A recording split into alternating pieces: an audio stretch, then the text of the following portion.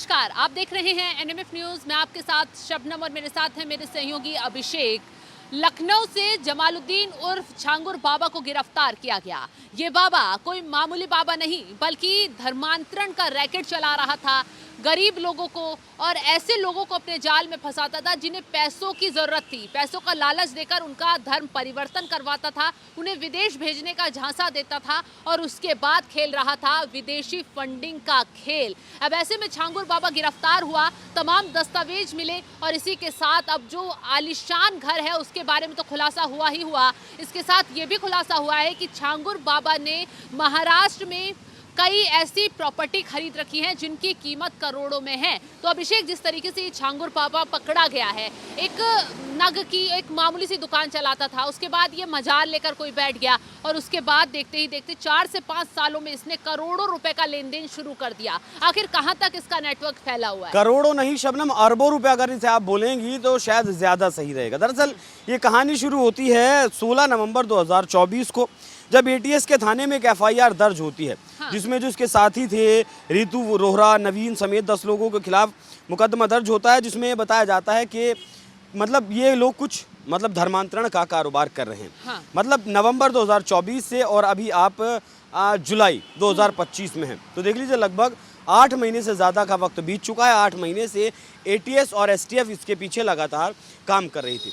दरअसल जैसे कि आपने बताया, एक छोटा सा काम करता था, अंगूठी रत्न बेचने का काम करता था। हाँ। गली गली घूमता था, एक सूटकेस हाथ में रखता था, लोगों को नग बेचता था, थोड़ा बहुत पैसा मिलता था, उससे अपना काम चलाता था। लेकिन उसके बावजूद ये इस धंधे में लगा, धर्मांतरण करने वाले धंधे में लगा। ब्राह्मण, क्षत्रिय और जो सरदार लड़की हुआ करती थी, उसके लिए 16 से 18 लाख रुपए इन्हें मिला करते थे। जो मतलब ओबीसी समाज की लड़कियां हुआ करती थी, 10 से 12 लाख उनके मिला करते थे। और जो एसटी समाज की, SC/ST समाज की लड़कियां हुआ करती थी, उनके लिए 5 से 7 लाख रुपए धर्मांतरण के लिया करते थे।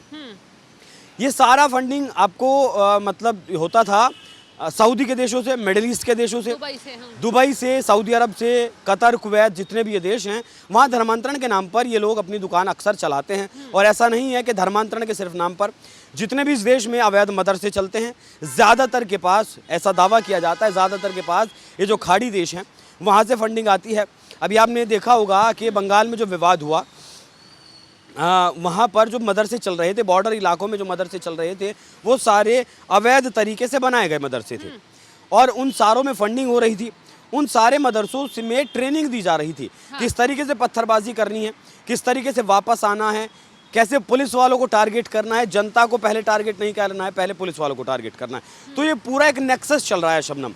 और ये जो छांगुर बाबा है, इससे पहले भी कई बाबा ऐसे सामने आ चुके हैं या फिर कई दावे ऐसे हो चुके हैं कि मुस्लिम जो लड़के हैं उन्हें ये लोग पैसे देते हैं, मदरसों से फंडिंग होती है या फिर छांगुर बाबा जैसे लोगों से फंडिंग होती है कि अगर आप ब्राह्मण क्षत्रिय लड़कियां पटाएंगे, उनका धर्मांतरण करवाएंगे, तो आपको 5 से 7 लाख रुपए मिलेंगे, एक दुकान भी मिलेगी, कारोबार करके भी दिया जाएगा। अगर आप किसी जाट समाज की लड़की को पटाते हैं या फिर और मतलब इसी तरीके से कैटेगरीज डिवाइड की गई थी, तो उसी कैटेगरी के हिसाब से पैसा डिवाइड किया गया था। मतलब अब जो पैसों से तोलकर बेचा जा रहा था। अब जो रिपोर्ट सामने आई है उसमें दावा किया गया है कि विदेशों से इस आदमी को लगभग 100 करोड़ रुपए की फंडिंग हुई थी और उन 100 करोड़ रुपए का इस्तेमाल इसने कुछ को धर्मांतरण करने में इस्तेमाल किया, कुछ इसने प्रॉपर्टीज़ खरीदने में जो है इस्तेमाल किया, कुछ उन लोगों को भी इसने प्रॉपर्टीज़ खरीदवाने का काम किया जो लोग इसके गुनाहों को दबाते थे। देखिए, जब भी कोई आदमी गुनाह करता है तो 4 लोगों के बीच वो बात पहुंचती है और उन 4 लोगों को जब पता चलता है तो या तो वो पुलिस के पास चले जाएं, या तो वो शिकायत दर्ज करवा लें, या फिर वो अपनी ज़ुबान बंद रखने की कीमत ले लें। तो इस छांगुर बाबा को जो लोग अब तक मिले थे इसके आसपास, वो ऐसे ही लोग मिले थे जो पैसे लेकर ज़ुबान बंद रखते थे। और ये छांगुर बाबा, देखिए यहाँ एक बात और समझिए, ये छांगुर बाबा भले ही मुस्लिम था, इसने मतलब इस पैसे से एक अपना साम्राज्य बना लिया, एक हवेली बना ली जिसमें 50 से ज़्यादा CCTV कैमरे लगे थे, 50 से ज़्यादा कमरे थे, 50 से ज़्यादा लोग यहाँ रह सकते थे। यहाँ दर्जनों कुत्ते थे जो इसकी सुरक्षा किया करते थे। एक दरगाह ओलिया करके इसने वहाँ बना लिया था, जिसका सर्वा इसने खुद को बना लिया था। इसके साथ इसके नेक्सस में शबनम बहुत सारे हिंदू लोग शामिल थे। बहुत सारे हिंदू लोग शामिल थे और वो लगभग 8 लोग ऐसे गिरफ्तार किए गए हैं इस झांगुर बाबा के साथ साथ जो इस नेक्सस में मदद कर रहे थे। तो मतलब धार्मिक एंगल तो इस मामले में है ही कि हिंदू लड़कियों का धर्मांतरण करवा रहे थे।